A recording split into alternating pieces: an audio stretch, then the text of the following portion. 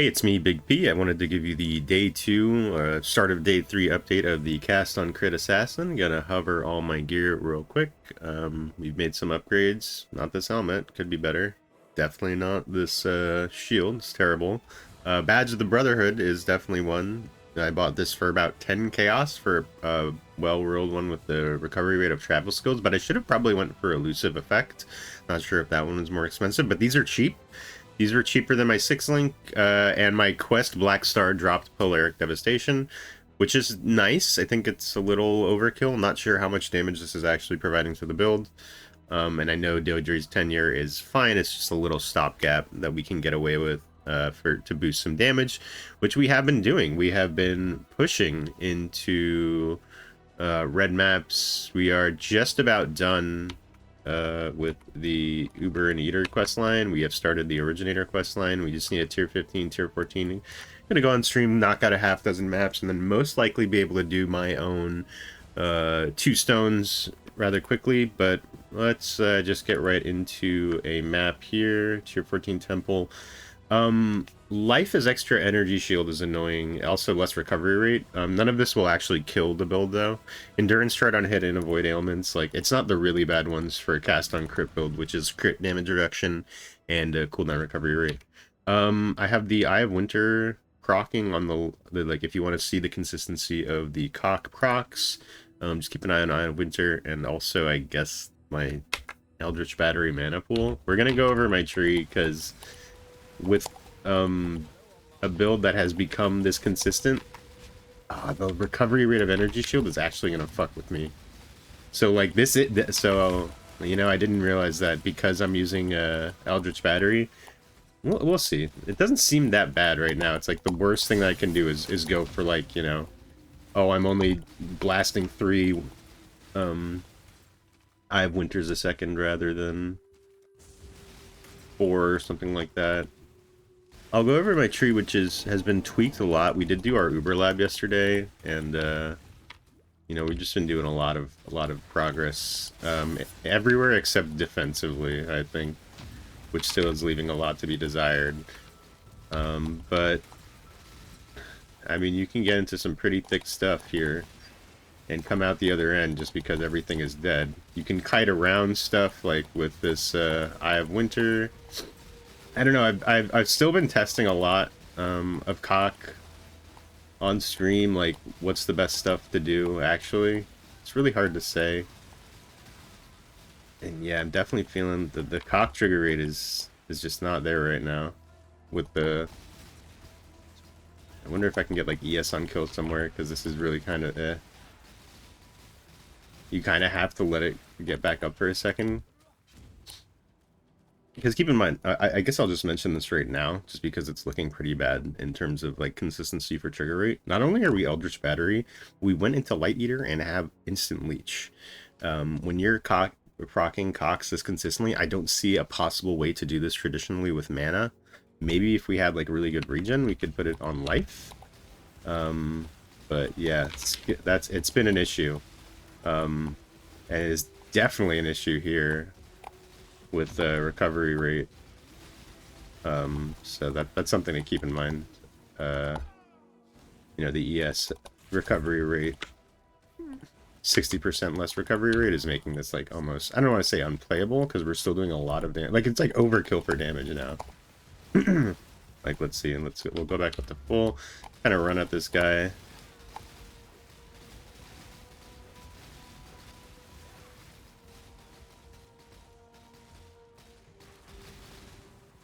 It's really bad, yeah.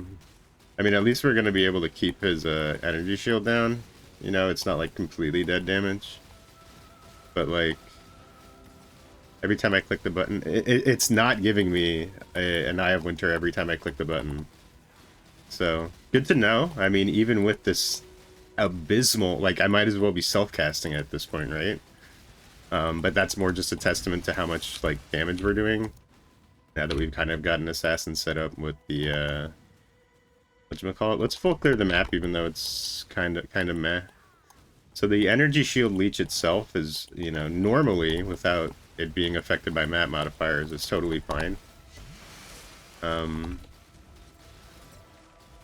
And like, I'm still waiting for someone to explain to me why Power Siphon isn't just the new best cock trigger ever for at least assassin purposes. I don't think they'll be able to because it's amazing. Like, it's really good. Maybe if I can get some like ES on kill, but that's, I don't know. That's not going to be up for bosses and stuff, right? So not crazy about that. And we can do some funky stuff with life costs. Add sacrifice to it, right? And just add a bunch of chaos damage. Or does sacrifice include an additional life cost? Yeah, this guy's Soul Eater. I did kind of want to mention to watch out for where my assassin's mark is, just because it's a little bit strange. Oh, this is gonna be. We are running cast on Death Portal now, just so you know. So the socket pressure, you know, we still have some openings to like figure out exactly what we want to do.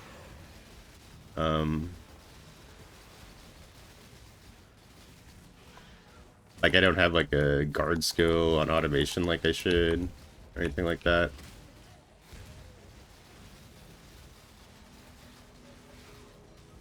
This guy's like leeching a bunch of life off the skeletons he's hitting. Fine. Have fun with that, man. Best build ever. The defensive breaches, let's try and do it here where I just stand still and hold on the... Okay. Let's be clear. Standing still and holding on your attack button is not as good as taking a little step around and tapping your attack button. Because my max hit is pathetic, and we're really starting to feel it in these tier 14 maps and beyond, I will imagine. As stuff gets juicier, it's not going to be cute. However, just look with this absolutely gimped proc rate for cast on crit, and 42% extra life as ES, stuff is still getting shredded. You know, I don't even have to think about it. I didn't press any of the Blight Towers. We just kind of run around in a circle for a bit. I do think that defensively, the hands are going to provide us with a little something here and there, but, you know, it's nothing insane. Alright, fuck this map. I'm glad we did that as a demonstration, because that was, like, the floor. You know, that was pretty bad. Let's go over the tree in completely, but let's start with the Uber Lab, which I am unfortunately very disappointed with. Let me turn this music down a bit. That is crazy, bro. Relax, Cyrus. So, let's read it together. Trigger level 30 Assassin's Mark on attack critical strike against a rare unique enemy, and you have no mark. That last part of the sentence is really important, because in a more hectic mapping scenario, this will not automatically swap to something that you hit that you're trying to kill, because your attack projectile, which is Power Siphon, which is touching like everything all the time, probably procced on like some off-screen rare mob that you don't see, or is just on something else, or just doesn't seem to be working. Marked skills cost no mana, and marked enemies cannot evade enemy attacks. The idea here is that it's not intruding on mana cost, and more importantly, you are able to drop this accuracy stuff I was in before. I saved like 4 points here, and another 3 points here. That let me go into the cluster jewel here, which is not a very good one. The armor's kind of a dead node. 3% increased damage is whoop-de-doo. I'd rather have like Chaos Res or something like that. But I needed Leech desperately. I'm not sure. It's really hard to say how much of that is Leech. I think I am. Okay, I wasn't able to fit Vitality anymore because of the Spell Slinger cost. But long story short, the more I play with Deathmark, the more underwhelming it seems. I would really probably want to try Opportunistic instead, just because I like more damage and less damage taken together. Like more damage in the single target scenarios, and then less damage taken in the kind of hectic mapping scenarios. Both of those just seem like they would be way more valuable to me at this point than whatever this is providing. I guess, you know, if you look at this pathetic chance to hit evasive monsters, this isn't the limiting factor. I know in cast on crit, you know, I'm a smart PoE player. I know that you want a 100% chance to hit, and then as much attacks as possible. We're doing 3 attacks per second with a 0.15 per, like cooldown. Like, I don't know. It looks like it's triggering as fast as it can and eating up all like 600 plus energy shield that I'm trying to instantly leech back. The trigger rate is not the issue here. So much so that I want to experiment. Like, I probably will do a couple maps on stream once we figure out because I think this will be fine for like my Eater and Exile kills. It's just in more hectic mapping scenarios, it doesn't seem that consistent. That being said, like I explained, we were able to drop out of the accuracy rating, go into here, go into Eldritch Battery, kind of out of necessity. Once the CoC is triggering like so consistently, it's just like, all right, you are not going to be able to leech. What are you going to do? You're going to leech this mana? How much attack damage are you doing? You're not leeching the mana that you need for this, especially with the 4-link Spellslinger here. Hydrosphere is, I would say, mostly just kind of exposure utility. It also is great with the preserving stillness buff. It's just like constantly off cooldown, or whenever the cooldown is done. Not to oh, these won't scale with our tree. I was gonna say if we really get into scaling CoC and get into like cooldown reduction and stuff like that, like maybe that will be affected, but I don't think these are affected by stuff like that. But anyway, we're getting Ice Spike and increased crit in here. I don't think that's really necessary, but I can't, with my current reservation, fit another one in, another skill in. Maybe Tornado would be good at this point, but I feel like if you keep recasting a Tornado, you don't really give it the time to eat up your projectiles and stuff like that, so I don't think it's actually that good. So Ice Bite, it's just to give us frenzies. However, it is important to note, now that we are, of course, Badge of the Brotherhood with an Anointed Overcharge with 7 max power charges, hello there, which means we have 7 max frenzy charges. The big juice is 10% chance to get a frenzy charge when you hit your marked enemy, which means it's up on bosses and stuff. Really nice stuff. However, I'm not going to force discharge until it's ready. I don't think that's good there. Tree has kind of wrapped around the bottom here. Probably going to drop all this stuff here for like a projectile damage cluster or maybe an area damage cluster. Really depends on what you want to cast on crit. I would say the framework of the build right now, you can kind of run whatever you want. I've been practicing with like Eye of Winter and Fork. Not sure if that's like the best one to do. I've been doing like Ice Spear, returning projectiles. Keep in mind any projectile stuff like returning projectiles will affect the power siphon. You know what, maybe we can run like a delve with returning projectiles. Really should have that here somewhere. There it is. Let's do like an example with like returning projectiles and Ice Spear instead. As you can see, my gem slots, like these are like my actual boots where I've had like none of these are self-casting. These might as well be empty, because this is just like stuff I'm like, okay, let's put added cold in these links if I don't need the frenzies. Let's put Eye of Winter. Let's try that. Discharge of Misery. I'm still leveling this type of shit because yeah, it's pretty good. And Glacial Cascade is really nice too. Either the normal one or of the Fissure, if you don't like stuff getting shoved around. Of the Fissure has a slightly higher base crit and higher effectiveness of added damage. So a lot of different stuff to shove in your cock. It's really great. And yeah, Power Siphon, cast on crit. We are getting +3. I just think the +3 modifier, +3 to all crit support gems mastery is really nice. Is there anything else on the tree that's really worth mentioning? I don't think so. We did go up into here. The wand stuff here, and you can also, if you really want to mess with some more Spellslinger stuff, maybe have like a 2-spell Spellslinger thing, you can go for the 25% increased mana reservation here. Otherwise it's just like kind of whatever. This Heart of Ice, we're just in here because we have we're using cold spells right now. You can use lightning spells, they might even be better, honestly.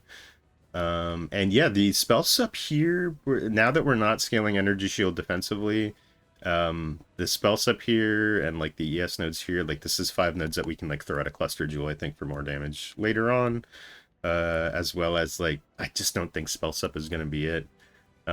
Maybe if we can get a bunch of it on gear, we can still have this here and then here. I'm not sure. It's really hard to say how much of it it's actually doing. I have 83% tooltip and then the lucky proc. But like mitigation is just like all over the place with this build. If it's a fizz spell, sure, like I like that. I don't even want to think about what my fizz max hit is on this game, on this thing. We're still running purity of elements just because I'm lazy.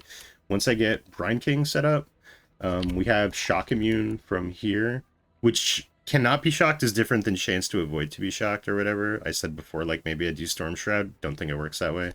But either way, I think once we get the freeze set up, we'll drop that for either Grace or some more damage auras. I'm not sure. See how we feel. I'm not really wanting for damage though. Let's do a delve with returning projectiles, which like shouldn't be that great. Like I'm investing in delve, but like the thing about delve is I don't have a great max hit. Maybe this will be more of a showcase of some recovery and stuff like that. Is it even... I have my fucking Eye of Winter on my left click, which always fucks me up. I keep like stuff on my left click when I'm like triggering it to see the proc rate. Like, so yeah, just take a look at the left click, see how consistently that's triggering. Especially now with a whatchamacallit, with returning projectiles. Like you can, like, I'm gonna tap it once, and Delva's kind of a shitty way to test this stuff. But like, I'm gonna tap it once here. Okay, not really. See, so you get like 1 or 2 procs off it. But like, really, you can be spamming it. Like, I mean, you want to step tap. You know, you want to spam out your projectiles as much as possible. I think this was better with fork. Returning projectiles, it's just an example of like something you can do to like kind of double dip on damage and coverage. Now that I don't have Pierce though, I don't know, this is looking like a little bit underwhelming. But Pierce is something we can get on gloves if I am sticking with projectile stuff. I don't think Chain is the way, because Chain usually kills on hit damage. And then... yeah, I think the big ones have been like between Ice Spear and Eye of Winter. Like, Eye of Winter feels like it has slightly better coverage. Whereas Ice Spear seems like it does like a lot more damage. Haven't invested in this Ice Spear of Splitting. Definitely want to try that one out. That's no mana flask here. That's no flasks at all, really. So that's just a showcase of the Elemental Leech from Doriani's Lesson, which is a bit of recovery. We don't have Vitality. Oh, but I can't forget about my boy Consecrated Ground. We also are having a lot of Consecrated Ground thanks to Zealotry. Okay, I'll pop the Life Less there if you make me fucking game. And yeah, we're just like walking around, tap Power Siphon, and you kill a lot of stuff. Not this guy. We gotta kind of go in on him. That's fine. It's been great in terms of like a soft core build to push damage, which is not sure what else you're expecting out of an assassin, you know. If I were to respec out of this, I definitely was saying before I'd rather opportunistic. Mystical Infusion, like, I don't know. There's a lot of like conditional crit on this tree. Like, this doesn't like the 100% more on like initial hit enemies. Like, this doesn't show up on your tooltip. So like, to be fair, like the crit strike here with, is that with all my power charges up? Yeah, it goes down. It was up to like 52. It goes down because obviously you want the spell that you're casting on crit to be critting as well. But I'm not sure if that takes into account the Ice Spear 600% increased crit chance on the second form. Like, the base crit of Ice Spear is 7, so if like you're using Ice Spear, for example, maybe not that good of a node. Eye of Winter 6 base crit, a little better. Glacial Cascade, a little better. Discharge 7 base crit. Spark has like you know, when you have like 6 or 7, oh god, I said the name. Like, you can get a pretty respectable base crit chance with or effective crit chance with assassin trees. I think it's like, yeah, like the original Glacial Cascade has just 5 base crit, which probably leaves a bit to be desired. So maybe you would want to take that. I think this node is also just kind of a little underwhelming. Not really though. Like, if you consider, you know, the base crit of wands, again, I just cannot stress enough. I don't see the downside of using wands for cast on crit stuff. It is amazing. You get a lot of attack speed. Especially if you're using Power Siphon, again, which is like, I think this is like the new hotness. This is the new way to be proccing your CoC as fast as possible. It's just so like 10% more crit per power charge. Like, it just lends itself. You can get this set up. I think, you know, if I had to do it all over again, I could rush a 4-link of this for cast on crit with whatever I want, you know, Power Siphon, whatever you feel like doing. And then as well with the Hydrosphere Spellslinger, like, that's plenty of damage for the campaign. I imagine, you know, even with like a pretty mediocre one like I have here, you'd be good to go. But yeah, if I'm going to go into other stuff, Shadowed Blood, if this said like damage from hits recouped his life, I would maybe consider it, but physical damage taken recouped his life, it's like, dude, this physical damage taken means I die, like, and especially in tier 16s, like once we get there. So maybe if I had some sort of more physical mitigation, I would be able to like get into that. But I just, maybe if I'm like if I'm pushing this build into like trying to push like tier 17s and like doing like bosses and stuff like that, I'm not sure. I'm just really kind of underwhelmed by the death marks, and like kind of want to drop it without even bothering to reinvest into accuracy, even though like everything in my PoE brain is telling me that would be terrible.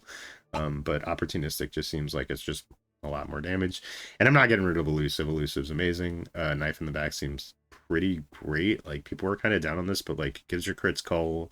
It just kind of spreads out consistency on your initial hit, which you want to proc your cast on crit. And then when you're like, you know, for trash mobs or stuff that you're not immediately one hitting just with the power siphon itself, it gives you more multi against enemies on low life. You know, the damage just, it does feel inconsistent sometimes, but it's more, it's more like when like you have like less recovery rate or crit reduction or energy or endurance charges or something like that, you know, that's like kind of mitigating the damage. Because otherwise this thing is blasting. So let me know if you have any suggestions on how to push the build further. I still do have some ideas, you know, once we're getting 91 isn't bad for an assassin that I mean, we've had tons of deaths. Don't get me wrong. And we are still, of course, running Cast on Death Portal. I didn't go over all the links. Vitality, we're not really using anymore. Shield Charge Chester, attacks Flame Dash. Purity of Elements, Cold Pen is just like one of the links we're like swapping out, like here, like Eye of Winter, added Cold, Discharge. This is all stuff we've been putting in the CoC. This is pretty set. Well, not really though. It's Spellslinger is another thing that you can like if you want. I was thinking maybe if we're like triggering maybe like another. I was like putting Ice Spear in here or like Eye of Winter, whichever wasn't in the main CoC, just to get a little bit more coverage. I was also, you know, putting Discharge in there. I still think Discharge might be somewhere in this build, might be something to do, but it's hard to say. When I was really cooking, I was like, all right, hear me out. Between the 0.6 cooldown time of the Spellslinger and the 0.15 cooldown time of the cast on crit, right? Like you can like get a lot of hits in between your Spellslinger proc and your cast on crit proc, so you're recovering those power charges as well as now with the this thing. You probably want to use Eye of Winter for that to get a lot of hits off. Like I don't know, I thought I was cooking, I'm not sure. Yeah, build feels great. I really like the new Assassin rework. It's a little wonky. I think like this, I'll stream today and try and show some examples. Like, I don't know. I don't know if it's worth it to still be in all this. And I don't know if we can just drop this for that without reinvesting an accuracy rating, which would really kind of suck. But you know, maybe it wouldn't be that bad. Maybe we could just take the one that gives you attack speed for smoothness and then gain accuracy rating equal to int. That's like 340. Because we're not running precision anymore.